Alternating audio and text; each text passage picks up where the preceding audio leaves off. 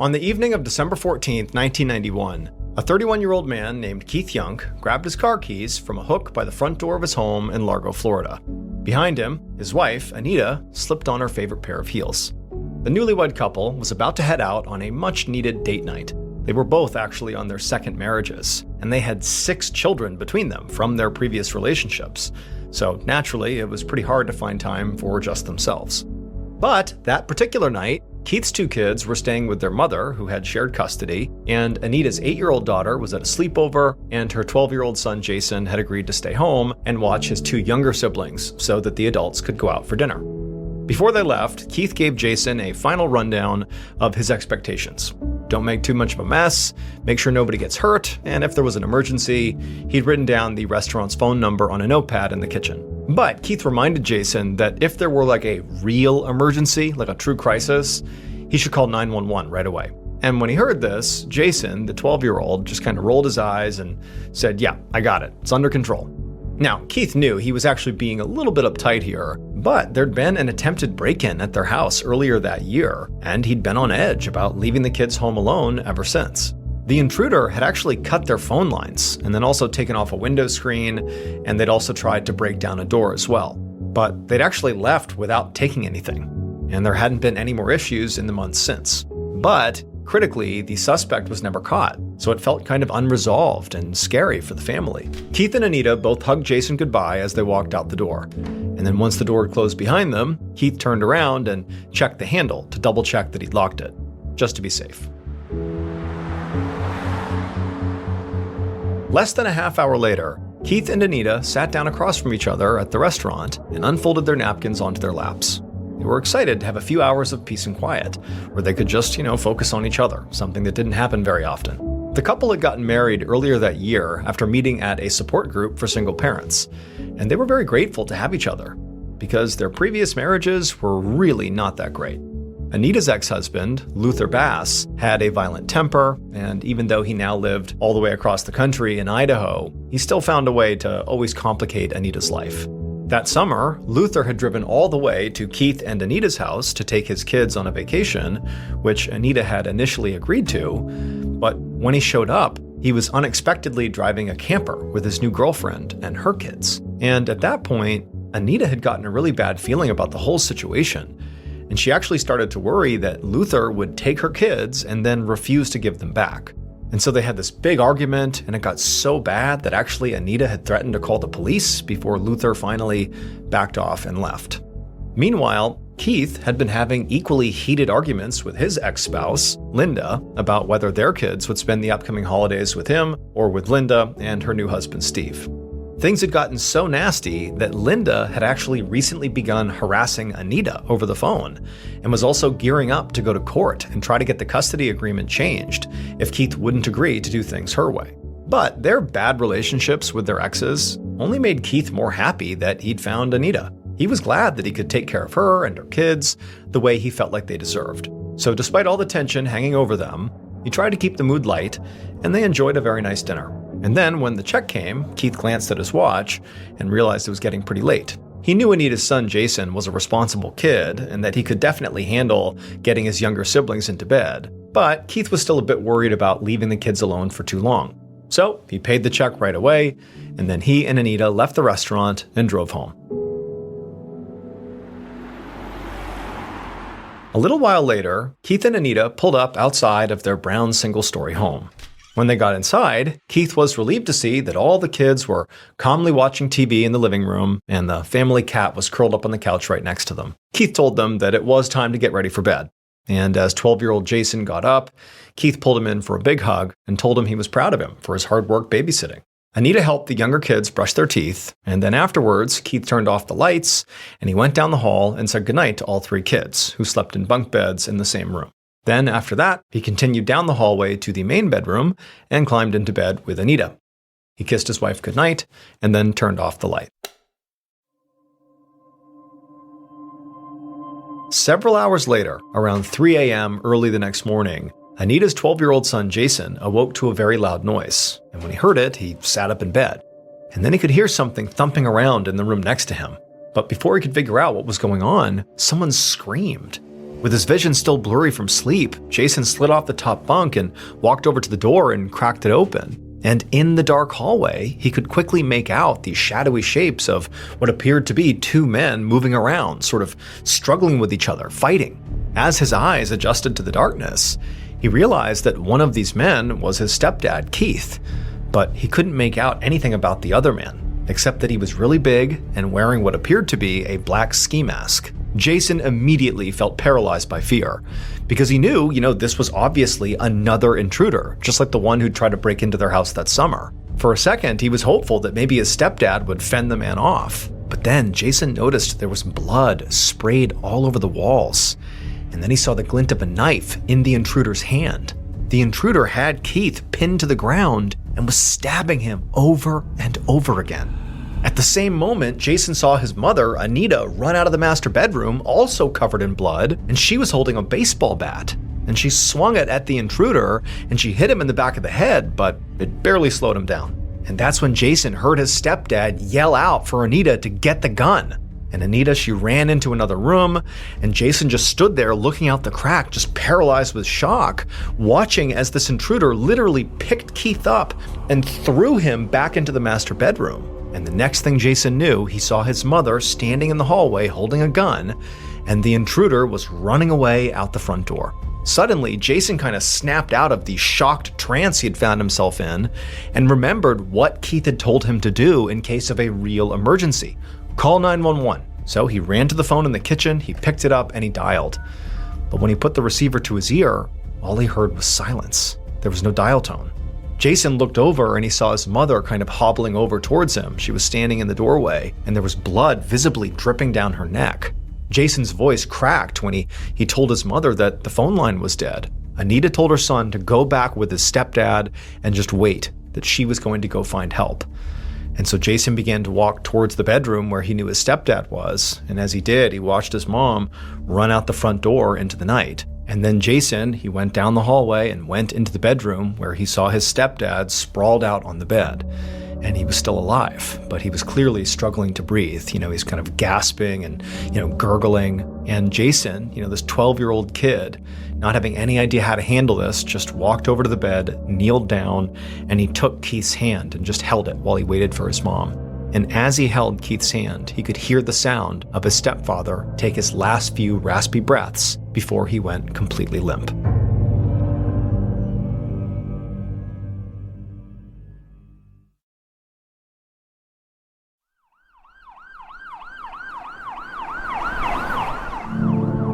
Several hours later, before dawn on the morning of December 15th, 1991, Detective Mike Short from the Largo Police Department pulled up to the curb outside of a brown single-story house surrounded by crime scene tape. He'd gotten a call from his supervisor, who really didn't know much, just that an intruder had broken into this house and attacked a husband and wife while they slept. But now, as Short got out of his car and looked around at the quiet block of modest, well-kept houses, he found that kind of odd. This really wasn't a neighborhood where they saw violent home invasions. As Short walked up to the house, a uniformed officer caught up with him and gave him a few more details about what they knew so far. He said that the wife, Anita Young, had run to a neighbor's house screaming for help before passing out from blood loss in their front yard, and the husband, Keith Young, was deceased in the bedroom. The officer also said that the couple's 12-year-old son had woken up at some point and witnessed the attack. And for now, he was over at the neighbor's house until they could track down another guardian. The officer said that Anita had been taken to a hospital, but it would be a miracle if she survived. Her injuries were some of the worst they'd ever seen. As Short went up the walkway that led to the front door, he saw that blood had dripped all over the cement. The front door was open, and right inside he saw a baseball bat lying on the floor with blood on the handle. Short stepped inside, and he saw more blood. Blood that was spattered and smeared basically all over the living room, on the walls, the doors, the furniture, as if the suspect and the victims had been fighting all throughout the house. In fact, it was so chaotic and messy that Short thought maybe the suspect was not expecting to fight off two grown adults. Otherwise, they might have come up with a better plan of attack. So Short's first assumption was that this likely was a robbery that had gone terribly wrong. As he continued down the hallway, a cat ran past him. It was unharmed, and it went to hide under the couch. The hallway was somewhat unbelievably even bloodier than the living room, with red smears all over the walls and floors, so Short figured most of the attack must have occurred here. Short reached the main bedroom and looked inside, and he saw Keith's body lying on the bed, covered head to toe in blood. Keith's shirt was shredded, and Short could see there were multiple stab wounds to his chest and also a very deep gash down his side. Short decided not to actually go into the bedroom until crime scene techs had gone through it for forensic evidence. So instead, he just walked down the rest of the hallway and pushed open the door to another bedroom, where he was surprised to see two small children soundly asleep in their bunk beds. Somehow, these kids had slept through the entire attack. Short went back outside and immediately flagged down a uniformed officer, and he told him to go in there and wake up those kids and bring them somewhere safe. Then, once the officer went inside, Short pulled out his flashlight and began searching the yard for evidence. Based on Keith's wounds, at least what he saw, Short thought he was probably attacked with a knife, or maybe even an axe or a machete. But apart from that bloody baseball bat that was found in the doorway, there was no sign of a weapon anywhere inside or outside of the house. But as Short went around the side of the house, he found something else that was interesting. The home's phone lines had clearly been cut. The killer must have planned ahead to make sure nobody in this house could call out for help. And this was interesting because nothing else about the scene suggested that this crime was carefully planned. In fact, in some ways, you could say it looked like it was very unplanned. But now, Short had to consider that maybe this was not just a random robbery gone wrong. Maybe, especially given the cut phone lines, this was like a premeditated attack, a premeditated murder. And if that was the case, he had to figure out who the intended target was: Keith, or Anita, or both. A little while later, Detective Short walked up the street to the neighbor's house to speak with his best eyewitness, Anita's 12-year-old son, Jason. After Short knocked on the door, the neighbors let him inside and showed him into their living room, where he saw Jason was wrapped in a blanket and still wearing his pajamas. Short sat down across from him and told him that he knew it must be extremely difficult to talk about this, but he really needed to know exactly what he had seen and what he had heard during this attack. Tears began to roll down Jason's face as he began to describe watching his mother and stepfather fight off this intruder. Jason said he couldn't really describe what this person looked like because they were wearing a ski mask, but he was pretty sure it was a man. He also said there had been a little bit of skin exposed on the killer's neck, and from the looks of it, it appeared like their skin was maybe fairly dark, so Short wrote down that the suspect likely had dark skin. But because it was dark, and Jason clearly had not gotten a very good look at the killer, he knew the boy could be wrong too. So he was just putting it down as a maybe. Short asked Jason if the intruder had said anything during the attack, and Jason just shook his head and said no. He said the intruder didn't say a single word the entire time. And Short made note of that too, because it made him wonder if maybe the killer was someone close to the family, and they knew that if they spoke, someone might recognize their voice, like Jason.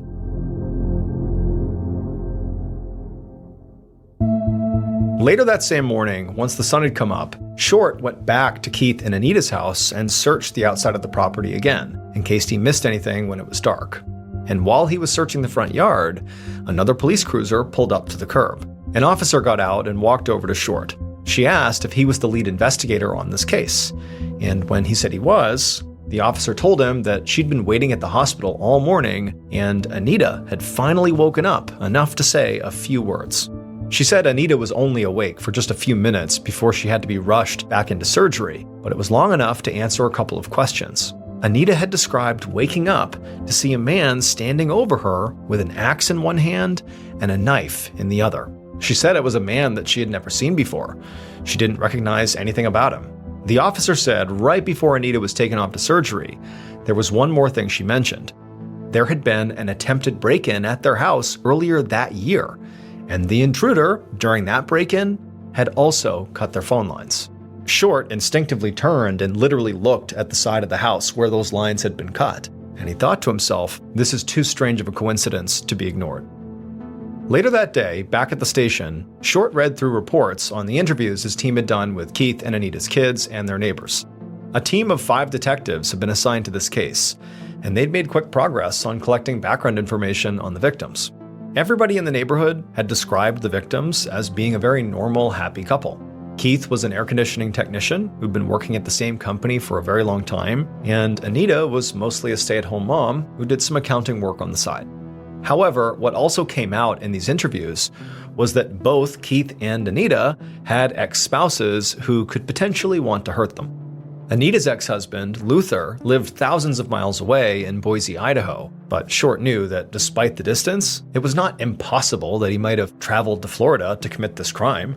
So Short called the Boise police and told them about this attack, and asked them to track down Luther and question him.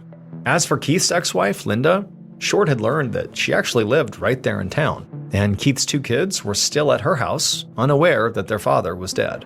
And since Linda and her new husband Steve were potential suspects, Short wanted to be the one to break the news to them, to see how they all reacted.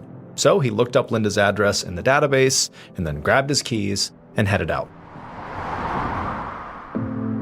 Less than an hour later, Short parked his car in Linda's driveway and walked up to the front door. He knocked, and a woman opened the door, and Short asked her if she was Linda, and she said yes. And then he flashed his badge and said he'd like to come in. And Linda, she seemed a bit confused, but she opened the door and let him inside. Short walked into what seemed like a perfectly normal Sunday morning routine inside of the house. The air smelled like eggs and bacon, and the 2 kids were in the living room watching cartoons with a man who Short figured must be Linda's new husband, Steve. And so Short, he asked Steve to leave the kids and come into the kitchen with he and Linda, because he wanted to speak to both of them. And then once all 3 of them had sat down at the kitchen table, Short broke the news that Keith had been murdered. And then Short watched as Linda literally collapsed into Steve's arms. Short gave them a minute, but then he cut right to the chase, and he asked where Linda and Steve had been at about 3 a.m. that morning. Linda seemed shocked to realize that clearly the detective was considering both her and her husband as suspects, but she choked out that they'd both been at home with the kids sleeping. And Steve just nodded in agreement. He said they'd all been home together all night, that was it. Nothing about their demeanor or their reactions was suspicious to Short.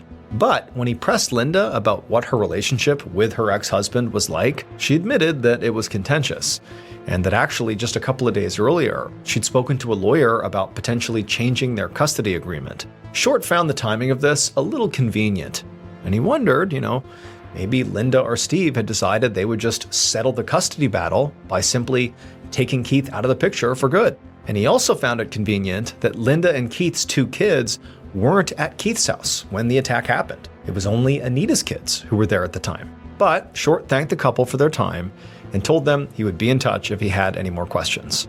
And then he left their house, and as he got into his car and drove back to the station, he kept going over the conversation he had just had in his mind. Linda and Steve's alibis were pretty weak. They seemed to be the only 2 people who could vouch for their whereabouts for the night of the murder. And so what that meant was Short had every reason to keep both of them at the very top of his suspect list.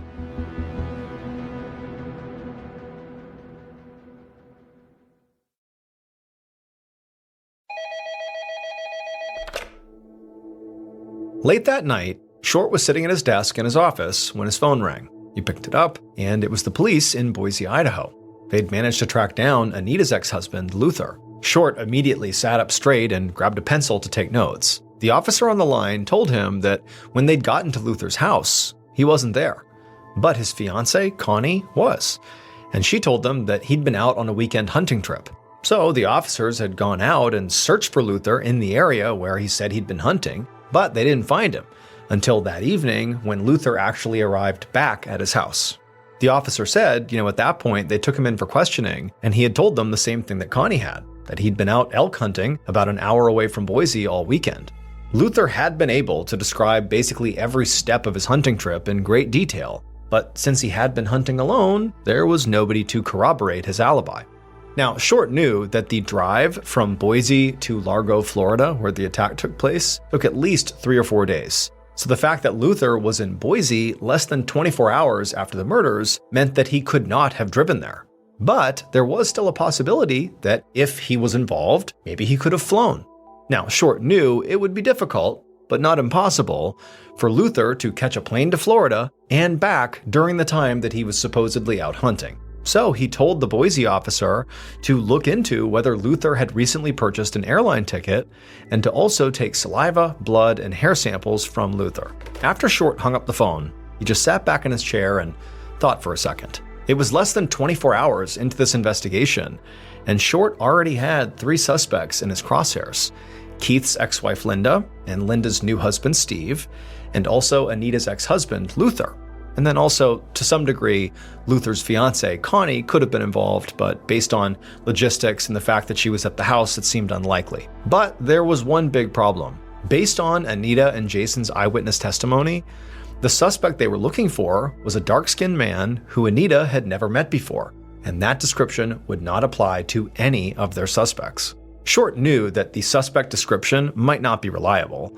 After all, it had been dark in the house, so Jason could have been wrong about the killer's skin color, and Anita was barely conscious during her interview, so her recollections might not be accurate at all. But if it was accurate, it could mean any number of things for Short's investigation. It could mean it was a random robbery after all, just some random person who went in the house and did this horrible thing.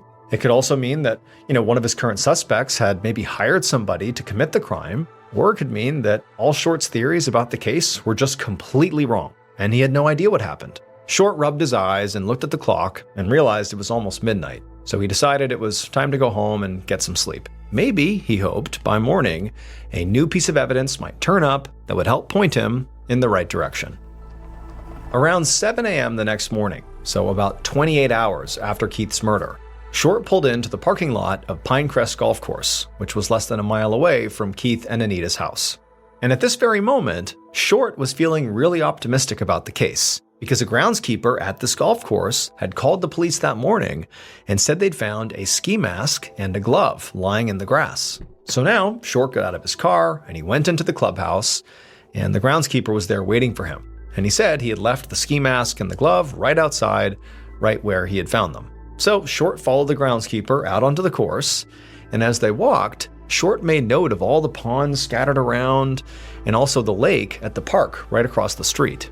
He wondered if maybe the killer might have tossed their weapon or weapons into the water. A minute later, the groundskeeper stopped walking and pointed down at the ground, at a black ski mask and a dark-colored cotton glove lying in the grass, exactly as promised. And so Short put on a pair of latex gloves and he knelt down and he carefully lifted up the mask. And as he did, he felt that clearly it was crusted with something reddish-brown, very likely dried blood. As soon as Short got back to the station, he sent the mask and the glove off to the crime lab for testing, hoping that they might find a trace of the killer's DNA. Then Short spoke to his supervisor about sending a team of divers out to search the water at the golf course and also that park, in case the murder weapons had been disposed of in any of those water bodies. It seemed like a long shot that they would actually find something, but it was the best lead they had so far, and finding the weapon or weapons could really help them narrow down their suspect list. And by the time Short got back to his desk, he saw that his answering machine was blinking. There was a new message. And so he hit play, and the message was from a man who said he had information on the Keith Yunk case. So Short called him back right away. And when the man answered, he said he was a college student who lived a block away from Keith and Anita Young's house, and he said on the night of the murder, he and his friends had been hanging out in his driveway, and they'd seen a man jogging east down Coronet Avenue. And Short immediately turned and looked at the map on the wall, and he got really excited, because he saw Coronet Avenue was actually the exact path the killer would have had to take to get from Keith and Anita's house to that golf course. Short asked the young man to describe this jogger, and the college student said that it appeared to be a white man with short dark hair. Short asked him if he was pretty sure about that, and the student said yeah. In fact, the jogger had passed under a streetlight at one point, so they all got a pretty good look. This was a huge development, since 12-year-old Jason, one of the eyewitnesses, had said the killer had dark skin. It was very possible now that maybe Jason was wrong. But it was also possible that there were now 2 men involved in the attack. Maybe one had dark skin and one had light skin.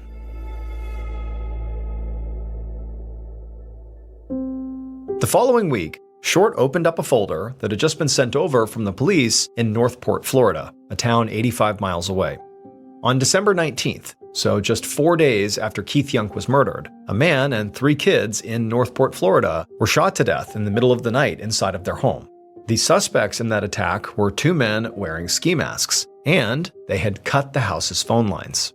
So the similarities between these 2 killings were easy to see. But as far as Short could tell, the victims in the second attack didn't have any connections to the Youngs. Plus, the victims in the second attack had been shot instead of stabbed. And so as Short really did try to look for all the similarities he could between the two crime scenes, he just couldn't get over how sort of blatantly personal the very violent and bloody attack felt at the Youngs' house. So even though there was this other, on the surface, similar killing in Florida, and even though Jason and Anita both swore they did not recognize the intruder, Short was not ready to rule out that Keith Young had been killed by someone who knew him.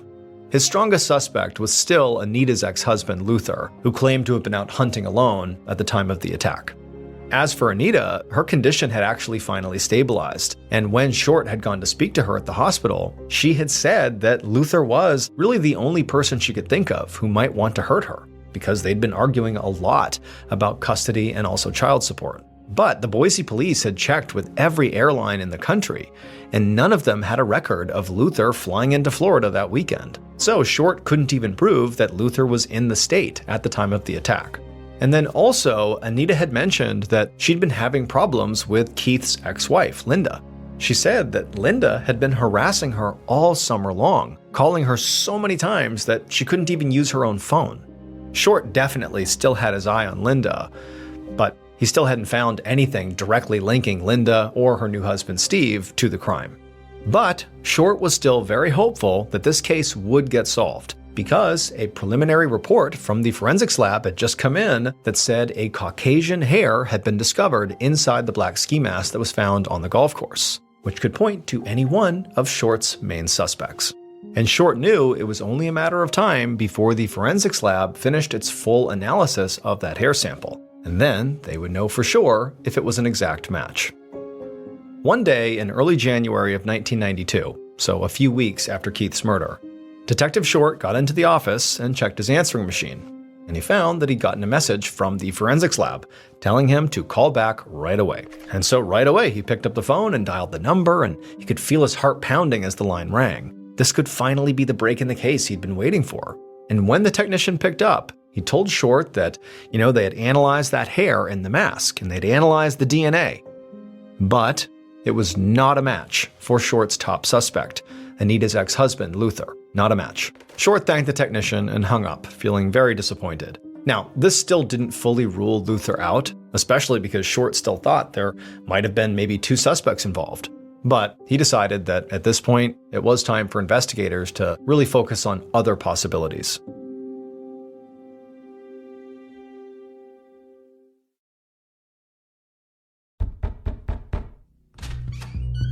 Several weeks later, so in early 1992, roughly a couple of months after Keith Young's murder, Detective Short knocked on the front door of Linda's house. Linda is Keith's ex-wife. And when Linda opened the door and saw the detective once again standing outside her house, she quickly let him inside. The house was quiet, and Linda told Short that she was the only one home. They sat down in the living room, and then they ran through all the subjects that Short had grilled her on the first time around. Her alibi, her custody disputes, her tense relationship with Keith, and none of her answers changed. And she really didn't say anything that could be viewed as incriminating. But as their conversation began to wrap up, Linda looked anxious, like there was something more she wanted to say. Short asked her what was going on, and she said that there was something she hadn't mentioned when they had spoken the first time. It was about her new husband, Steve. She said that a while back, after she and Steve had gotten married, that briefly she had rekindled her relationship with Keith. Steve had found out that she was cheating on him, and he was naturally very upset. Linda said that a few months ago, Steve had even made a few jokes about hurting Keith. At the time, she didn't think he was serious, but after Keith was killed, she started worrying that Steve might have somehow been involved. She said that she had even gone so far as to check Steve's knife collection to make sure none of them were missing. Short was careful not to let his shock come across his face, but inside, his mind was absolutely spinning. He'd always thought it was possible that Linda and Steve were both in on the murder, but now it sounded like maybe Steve might have acted alone. He also wondered, though, if Linda was ratting out her husband to draw suspicion away from herself. So, to help get to the bottom of it, he asked Linda to come with him back to the station for a polygraph test. He also planned to order another polygraph for Steve, who was suddenly at the very top of his suspect list. But almost 2 months later, in March of 1992, Short was back in his office, staring down at a pile of documents he'd already read over 1,000,000 times, and the evidence still didn't point him toward anybody in particular. Linda and Steve had both taken their polygraph tests, but the results did not indicate they were guilty, and there was still no hard evidence that tied either of them to the crime. Also, after searching all the ponds and that lake in the area, police still had not found a murder weapon. And they'd still not been able to match that strand of hair from the presumed killer's ski mask to any of the suspects on their radar. Short still had really 3 main suspects who could have been responsible for the murder. There was Keith's ex-wife Linda, who had been fighting with him about custody. Her alibi was weak and only supported by her new husband Steve, who she had been suspicious of when Short interviewed her for a second time. And so Steve was also one of his primary suspects because he had this, terrible history with Keith and had even openly joked about, hurting Keith. And then there was Luther, Anita's hot-headed ex-husband who lived on the other side of the country. Now, it would have been possible for him to fly from Idaho to Florida and commit this crime, but there was no proof that he did. And of course, there was still the possibility that this was just a random attack or a robbery gone wrong. And investigators still couldn't even be sure if they were looking for 1 or 2 or more suspects. They had no idea. So Short had plenty of theories, but still no evidence to back any of them up. The investigation had gone so cold that the task force assigned to the case had been reduced from 5 detectives to just 2. Short was starting to fear that Keith's murder might never be solved. But just then, Short's phone rang. And when he picked up the receiver, a voice said that they knew something about that previous break-in attempt at Keith and Anita's house a few months before Keith's murder. And as Detective Short listened to what this caller had to say, he suddenly knew exactly who had broken into that house and killed Keith and tried to kill Anita.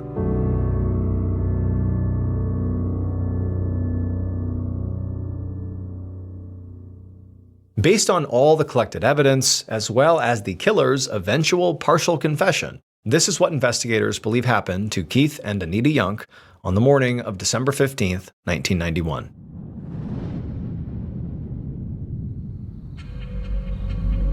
At 3 a.m., the killer saw that all the windows in Keith and Anita's house were dark.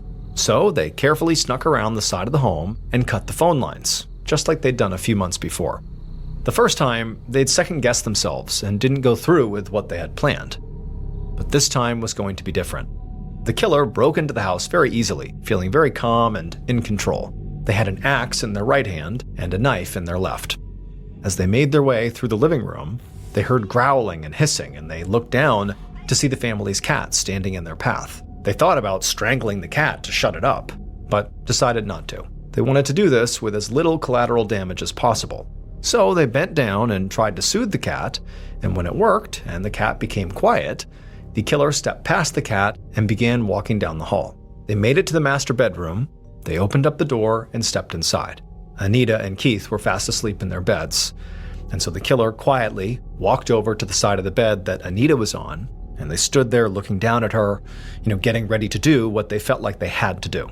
But as the killer was looking down at Anita stirred awake, and for a brief second, she looked up and locked eyes with the killer. And the killer instinctively just swung the axe down, hitting Anita squarely in the head.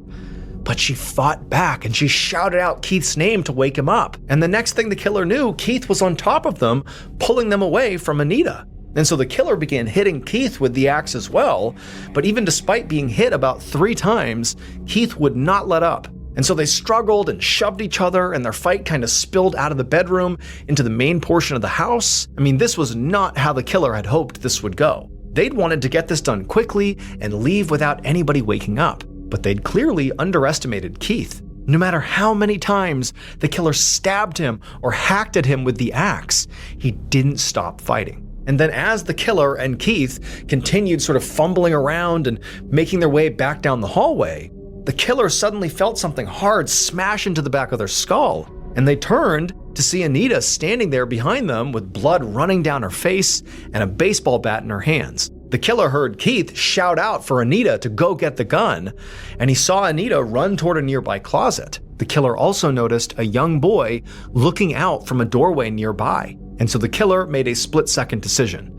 They just grabbed Keith and chucked him into the master bedroom, and then the killer sprinted back down the hallway and out the front door. And then when they got to the sidewalk, they removed their ski mask and kind of casually jogged down the street, hoping that to anybody looking outside, they would think the killer was just, an unassuming health nut out for a very early morning run. When they got to a nearby golf course, they stopped on the grass to change their clothes. And then after that, they stole a bike and rode away. Things had not gone the way the killer had hoped. But as they reflected on what they had just done, they thought to themselves that in reality, this actually could have gone worse. I mean, they didn't kill the cat, and critically, no kids have been hurt either. And in some ways, that's what this was all about, to avoid hurting the kids. Because the killer was Anita's ex-husband, Luther Bass. He'd wanted to get Anita out of the way so he could have custody of their 4 kids and treat them the way he believed they needed to be treated. And he'd wanted to get Anita out of the way so that he could have custody of his 4 kids. He felt like she was screwing up their lives, that he was the kids' solution. They needed him, and so he had to do this. But Luther's own fiancée, Connie, had ultimately told the Boise police that Luther was the one who had cut Keith and Anita's phone lines a few months back before the murder.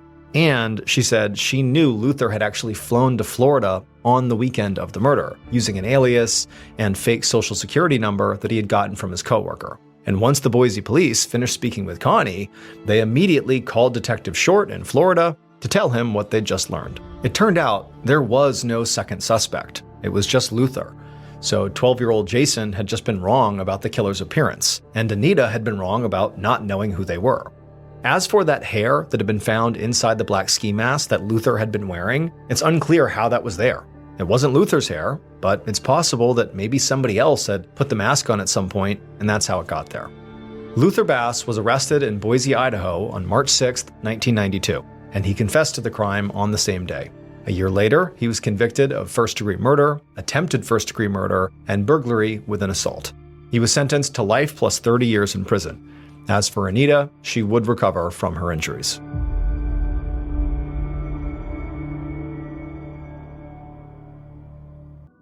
This episode is called The Curse of Veneto.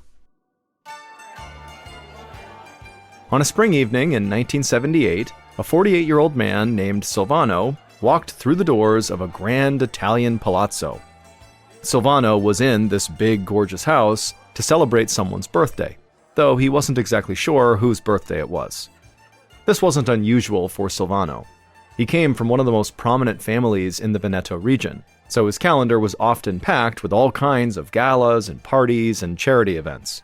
And he never passed up an opportunity to slick back his bright red hair and dress in his favorite tuxedo. As Silvano made his way to the bar, he noticed people looking at him and whispering to each other. He tried not to pay any mind to it. Everyone in his family was the subject of gossip and rumors. It was something he'd grown up with his entire life. So Silvano ignored the chatter while he got his drink and then went to join some friends. While they talked, he caught the eye of a beautiful woman across the room. And instead of turning away or whispering to her friends, the woman smiled. Silvano smiled back. He'd always had a lot of success with dating, and he loved the bachelor lifestyle. So he excused himself from his friends and began walking in the woman's direction. But before he reached her, somebody grabbed his arm. Silvano turned to see who it was, and he saw it was his niece's husband, Ignazio. And he was out of breath, his hair was a mess, and his clothes were totally disheveled. And he told Silvano that something was terribly wrong with Silvano's sister. Silvano kept a calm expression on his face, but inside he was panicking because he knew exactly what was wrong with his sister. He told Ignazio to bring him to his sister right away, and the two men hurried off out of the party. About half an hour later, Silvano was by his sister's bedside, and she was curled up in her pajamas, totally drenched in sweat. Silvano bent down to ask how she was feeling, and when she turned to look at him, her pupils were so small he could barely see them. She stared in his direction for a moment and then just shook her head. Tears slowly filled Silvano's eyes. He knew what that look meant. His sister had been struck by the family curse. A few months later, in early 1979, Silvano and the rest of his family stood at his sister's grave for her funeral. His mother gripped his arm, sobbing into his chest, while the priest performed the eulogy. Silvano was stricken with grief as well, but now his eyes were dry. He felt like he'd been mourning his sister ever since that night when he found out she was sick. He just didn't have any more tears to cry. He held tightly onto his mother, doing his best to offer her comfort. He whispered to her that there was nothing anyone could have done. After all, nobody survives the family curse. At this, Silvano's mother snapped her head up, glaring at him with red-rimmed eyes. She hissed at him to never speak of that again. Otherwise, he, Silvano, could be struck by this curse that had just killed his sister and had killed his father, his grandfather, and countless other relatives dating all the way back to the 1700s. Silvano apologized and his mother nodded, and then she nestled her head back into his chest. Silvano spent the rest of the funeral in stoic silence. As his sister's casket was lowered into the ground, Silvano couldn't help picturing what his own funeral would look like when this curse inevitably killed him.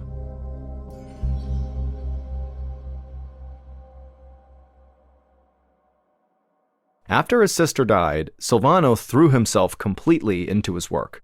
He managed a very successful construction company and spent all his time organizing projects and visiting job sites. One of his remaining living sisters, who lived with Silvano, had to constantly remind him to eat and drink, and then whenever he had a social event, she had to remind him to attend it. For the next few years, that was what Silvano's life was like. Basically work 24/7.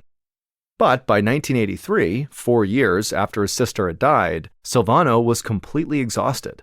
He knew he needed a break. So that summer, he decided to surprise his mother with a cruise on the Mediterranean Sea. And it would turn out it would be just what he needed. The warm air was invigorating, and every evening there was a new party for Silvano to attend. But on the last night of the cruise, disaster struck. Silvano was dancing with his mother when he suddenly felt overheated. He could feel his skin sticking to the shirt underneath his tuxedo jacket. His mother pulled away from him and asked if he was okay, and Silvano nodded and said he was fine, he just needed to go cool off for a minute. Silvano's pulse raced as he ran to the bathroom. He knew this was not just a simple case of overexerting himself, and when he looked into the mirror, his pinprick-sized pupils confirmed his worst fear. The family curse had indeed come for him too, and he was all too familiar with what happened next. First, he would stop being able to sleep, his mind would begin to deteriorate, and he'd lose his grip on reality, and then shortly after that, he'd be dead. And there was nothing anyone could do about it.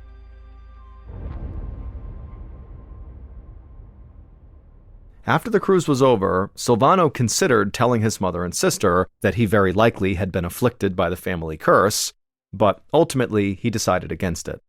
There was nothing they could do to stop this curse from killing him, and so he just didn't want them to worry. But it was very difficult for Silvano to hide his symptoms from his family, especially his sister who lived with him.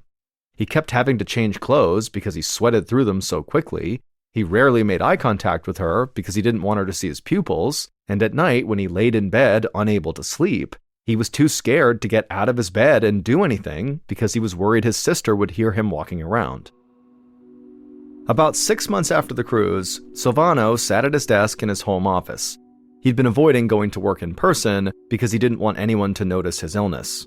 The clock read 3 p.m., but Silvano had already put in a long day because he had been up working since 4 o'clock that morning. Even though he'd been working for 11 hours straight, Silvano did not feel tired. He just felt hot. He grabbed a piece of paper off his desk and used it to fan himself. Silvano knew the curse was only going to get worse, but there really wasn't anything he could do to stop it. So he figured, why worry about it? He didn't even call a doctor. He'd rather keep trying to live his life than cry over something he couldn't change. Just then, Silvano's sister rounded the corner into his office. He immediately dropped the paper, hoping she had not noticed him fanning himself, and she asked if he was going to take a break to eat. But he told her he was just too busy. She stood there staring at him. He could tell she didn't believe him. Finally, she sighed and left the room. For a second, Silvano thought about getting up and following her down the hall and letting her in on his declining health, but before he could, his phone rang, so he answered it. It was his niece's husband, Ignacio. He asked Silvano if he'd come over for dinner that evening. Silvano didn't have any other plans, so he said sure.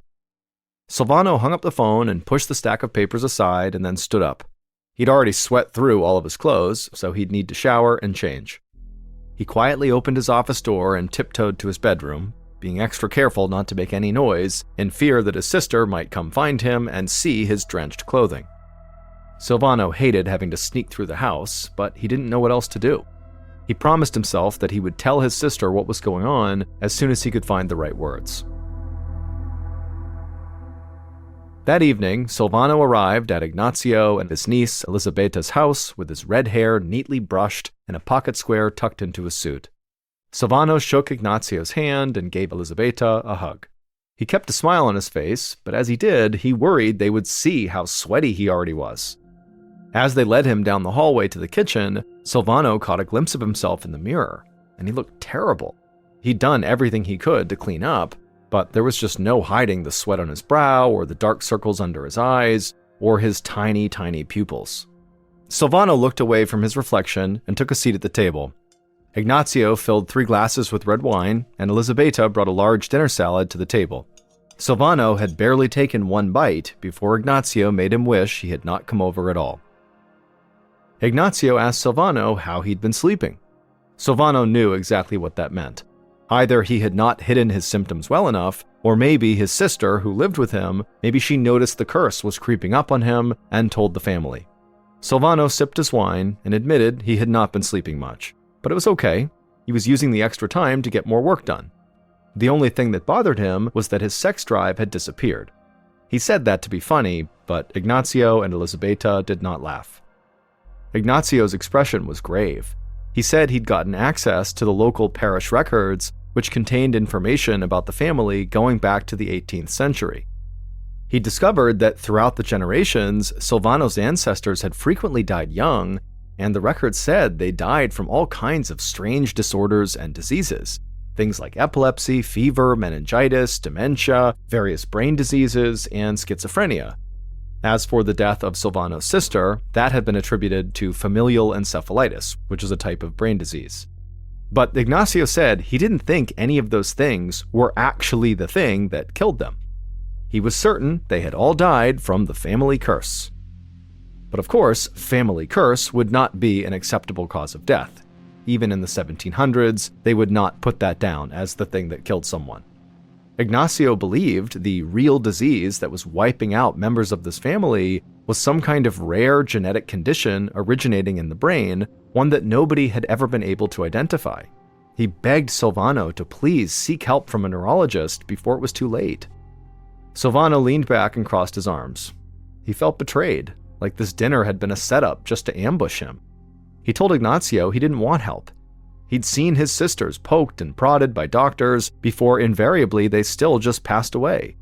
Going to a neurologist would only cause more pain and more frustration. But Ignazio would not take no for an answer. He said he knew a neurologist in a nearby town, it'd be a quick visit, and if nothing else, the doctor might be able to prescribe something that could help Silvano sleep even a little bit. Silvano shrugged and then finished his wine in a single gulp, and then he said, "Okay, fine, I'll go, but only if you don't ask me to do anything else after this." A few days later, Silvano sat in the passenger seat of Ignazio's car as they drove on the thin roads of the Veneto region, passing by fields of grazing cattle, intricate Gothic buildings, and canals full of clear water. The view was beautiful, but Silvano was too anxious to enjoy it. He did not believe this neurologist was going to be able to help him, but there was still a part of him deep down that did hope he could be cured. They pulled up to the neurologist's office, parked, and walked inside. While they checked in with the receptionist, Silvano felt like he was being watched by the other patients in the waiting room.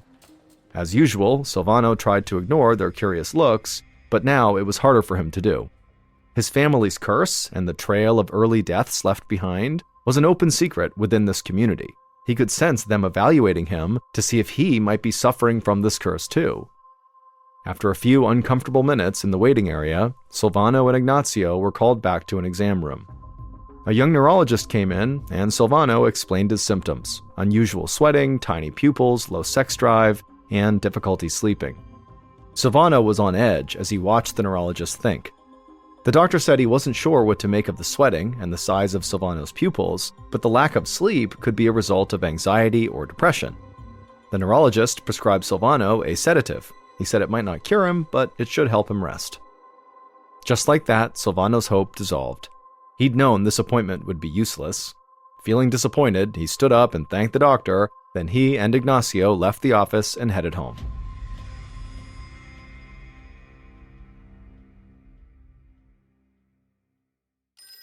The next evening, Ignacio was in his bed with his wife when his phone rang. He pushed the covers back and walked to the receiver, and when he picked it up, he heard Silvano's sister's frantic voice on the other end. She told Ignacio to come over quickly, then the line went dead. Ignacio figured this must have something to do with Silvano and the family curse, so he rushed to his car and sped over to his uncle-in-law's house. When he got there, he flung open the door and raced inside. Silvano's sister was right inside the house in the entryway, and her eyes were wide as she watched her brother, Silvano, who was right across from her at the base of the stairs. Silvano wore black silk pajamas that were totally drenched in sweat, and he was hunched over slightly, moving his arms like he was trying to pick up objects and move them, except his hands were empty. It was like he wasn't even aware of what he was doing or aware of anyone else in the room. Silvano's sister whispered to Ignacio that she'd heard a commotion in Silvano's room, and when she went to investigate, she saw Silvano sitting up in bed doing this weird military-style salute. And then without a word, he'd just gotten up, walked right past her, and marched down the stairs. And so Silvano's sister had no idea what was happening or what to do. Ignacio reassured her that probably Silvano was just sleepwalking and so was not in any sort of danger. Then Ignacio walked over to his uncle-in-law and he kind of shook his shoulder, at which point Silvano woke up, acted very confused, and then said he'd been dreaming about packing a suitcase. Ignacio glanced from Silvano to Silvano's sister, and then he told both of them that, it seems like the sedative Silvano is taking is probably leading to sleepwalking. And so because sleepwalking can be quite hazardous, it's probably best that Silvano stop taking the sedative. Ignacio was naturally very worried about Silvano. Even though the first neurologist really had not worked out at all, Ignacio felt even more determined to find someone who could maybe help Silvano get better. But while Ignacio looked for another doctor, Silvano's symptoms just got worse and worse. He had not been sleeping well for months, and the exhaustion was totally getting to him. In March of 1984, so about a month after the sleepwalking episode, Silvano tried to go into the office to work. He wore cool, comfortable clothing and acted like everything was perfectly normal. But when one of his employees asked him a very simple question, it was like Silvano's brain couldn't process it, and so he literally couldn't answer. And then later, when Silvano tried to just write his name on a document, his hands were so shaky that his signature looked totally wrong. And a few times he tried to speak to his colleagues, and the words came out slurred and totally incoherent. Silvano knew he could not continue to work like this. As much as he wanted to cling to his normal life, he knew his normal life was over. So he walked into his boss's office and quit his job.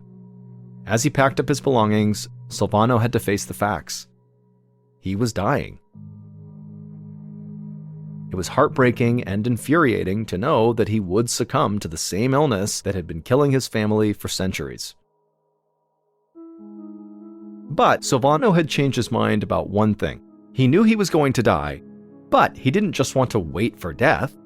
Instead, he wanted to do everything he could to try to learn about his illness, and so that maybe he could prevent other family members from getting this family curse.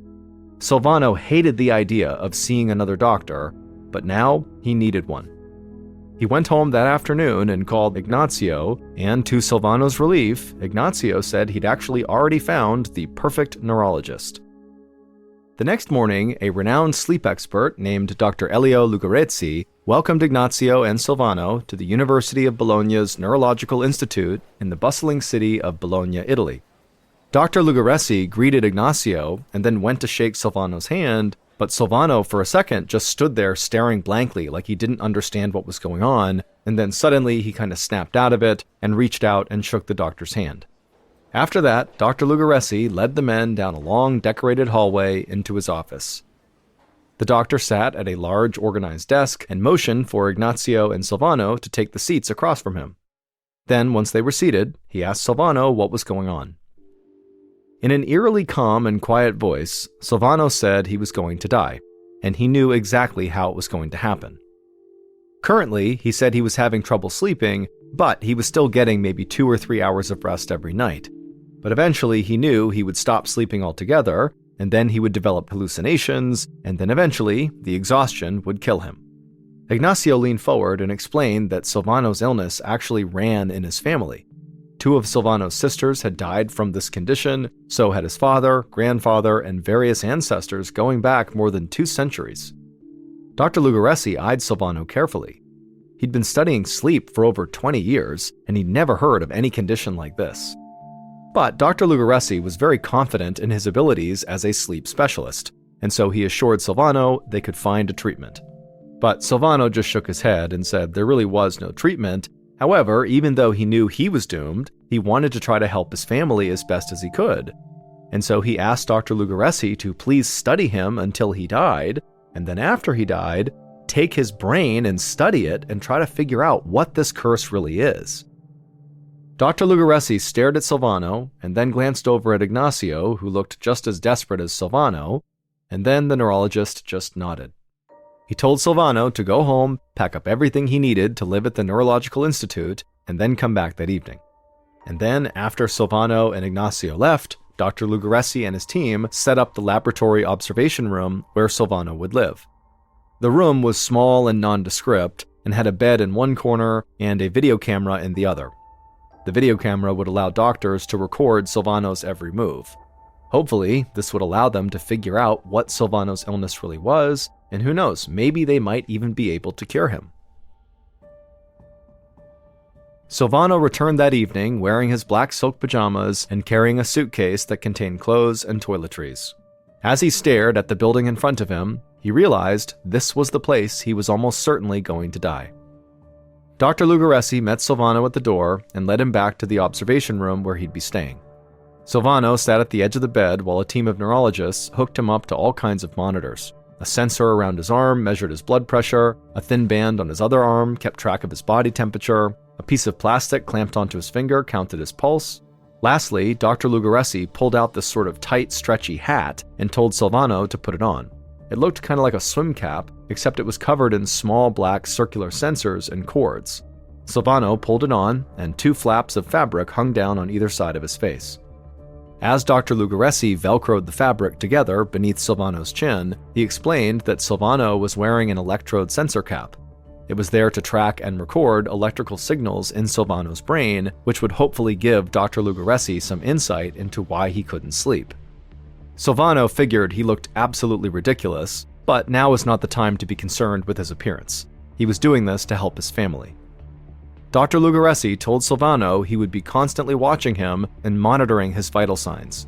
Then he turned and left, and Silvano was all alone in his new bedroom. Silvano laid down and closed his eyes. The oxygen monitor dug into his finger, and the electrode sensor cap pressed into the back of his head. He couldn't get comfortable, especially when he knew a camera was watching him. But it didn't really matter. Whether Silvano was here or at home, he didn't think he was going to get any sleep. So he laid on the bed and stared up at the tile ceiling. But the longer he looked, the fuzzier his vision got. And then the seemingly random patterns on the ceiling tiles started to morph and shift into shapes and faces. Silvano knew he was hallucinating, which came with the family curse, but he couldn't do anything about it, so he decided he would just enjoy the show. From outside the room, Dr. Lugaresi watched a screen that showed data from Silvano's monitors. On the screen, a series of lines spiked, dipped, and flattened out, depending on the electrical signals in Silvano's brain. Dr. Lugaresi watched the screen, getting more and more confused. The data from Silvano's brain did not look like anything he had ever seen before. People typically had one electrical pattern when they were awake, and another quite different pattern when they were sleeping. But Silvano's results didn't match either of them. He was in some kind of in-between state, not awake, but not asleep. Dr. Lugaresi watched through the window as Silvano moved his arms up and down over his head. It looked like he was going through the motions of combing his hair, except his hands were empty and his head was totally covered in wires. Whatever was going on, it was not typical sleepwalking. Silvano would eventually fall asleep, but only for an hour. When he woke up, Dr. Lugaresi checked his various monitors. Silvano's body temperature was abnormally high, his breathing was irregular, and his heart rate was erratic. Dr. Lugaresi glanced at his colleagues. They looked just as confused as he felt. Dr. Lugaresi didn't know what any of these symptoms meant or how they might be related. He realized that solving this mystery might be a lot harder than he'd anticipated. One morning, about a month into his stay at the Neurological Institute, Silvano sat upright in bed, staring into space. Over the past few weeks, his mind had begun to deteriorate. He spent almost all of his time in that in-between state where he wasn't quite sleeping or quite awake. Without regular sleep, every day kind of bled into the next one, and so Silvano lost track of time. He would look around the hospital room to try to ground himself to figure out what was going on, but he couldn't get his eyes to focus. Sometimes Silvano was vaguely aware of Dr. Lugaresi asking him some questions, but the doctor's voice sounded garbled and far away. That morning, as he sat awake staring at nothing, Silvano actually started to feel tired.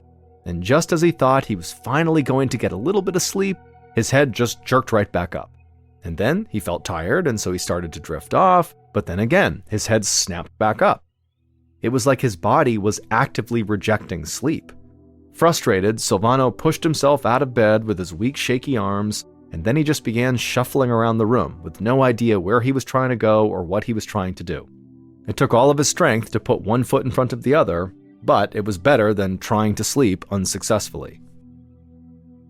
As Dr. Lugaresi watched Silvano pace around in his room, the doctor decided he had to do something to help.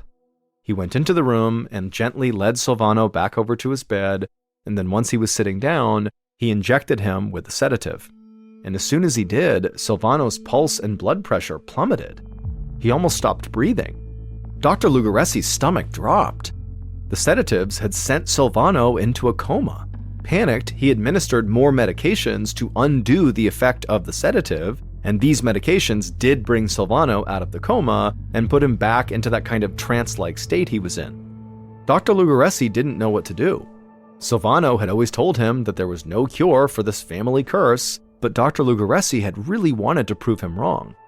But now, after a month of monitoring Silvano, the doctor still could not give him a proper diagnosis, let alone help him get better. Dr. Lugaresi was really starting to feel helpless. Another month later, Dr. Lugaresi sat next to Silvano's bedside. Silvano was practically comatose, a totally blank expression on his face, until out of nowhere, he wrapped his arms around his legs and started screaming as loud as he could. To Dr. Lugaresi, it was like all of Silvano's pent-up pain and frustration was now finally just coming out. The worst part was, this seemed to be the last bit of energy left in Silvano. Over the next few weeks, Dr. Lugaresi watched as Silvano became less and less aware of the world around him. He quit eating, he quit moving, and so Dr. Lugaresi knew Silvano was dying, and there was nothing he could do to stop it. Silvano passed away in the laboratory observation room. Just as he'd predicted, he died 9 months after that night on the cruise ship when he first noticed symptoms of the family curse developing. Dr. Lugaresi kept the promise he'd made to Silvano. Immediately after he died, a pathologist removed Silvano's brain, and it was shipped to a neurological specialist in America. And what that specialist discovered in Silvano's brain shocked Dr. Lugaresi.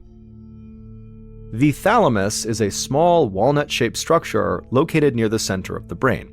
It helps us process sensory information and plays a vital role in consciousness and maintaining our regular sleeping and waking cycles. And Silvano's thalamus was full of holes. It literally looked like worms had just bored right through it. Large portions of his thalamus had just been totally destroyed. Dr. Lugaresi had never seen anything like this before. In fact, this was a new disease, and it would be named fatal familial insomnia. In 1986, Dr. Lugaresi published his findings, detailing Silvano's illness and introducing his family's curse to the scientific community. Based on further research with Silvano's relatives, Dr. Lugaresi eventually determined fatal familial insomnia is caused by malfunctioning proteins which attack the thalamus. As the thalamus is destroyed, the brain loses the ability to regulate the body and the mind. This leads to total insomnia, like literally they cannot sleep anymore, which eventually causes death. The chances of the average person developing fatal insomnia are about 1 in a million, But in Silvano's family, where the disease had been passed down genetically through generations, the chances were 1 in 2. In 1986, Silvano and his relatives were the only known people suffering from fatal familial insomnia in the world. In the years since, researchers have found about 50 other families with the same disorder. There are currently no effective treatments for fatal familial insomnia. It's a death sentence. But doctors do still continue to research the disease in hopes of someday finding a cure.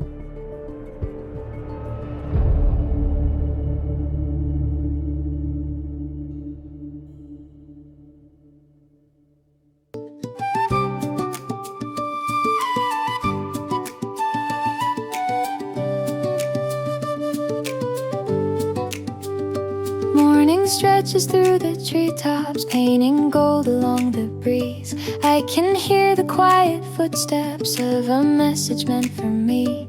Feather light, the echo lingers, calling softly through the air, like a whisper from the heavens only dreamers learn to bear.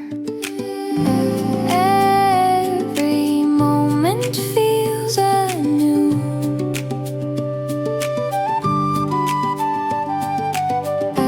as if the sky is breaking.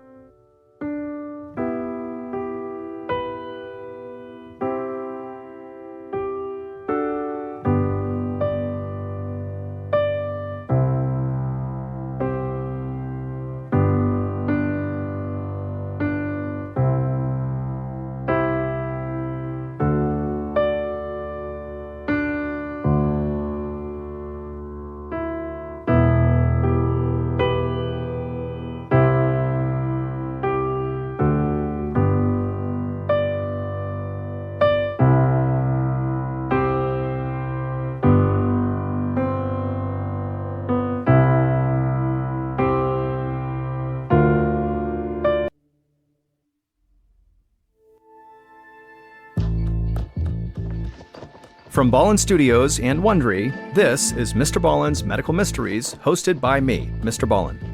A quick note about our stories: we use aliases sometimes because we don't know the names of the real people in the story, and also, in most cases, we can't know exactly what was said, but everything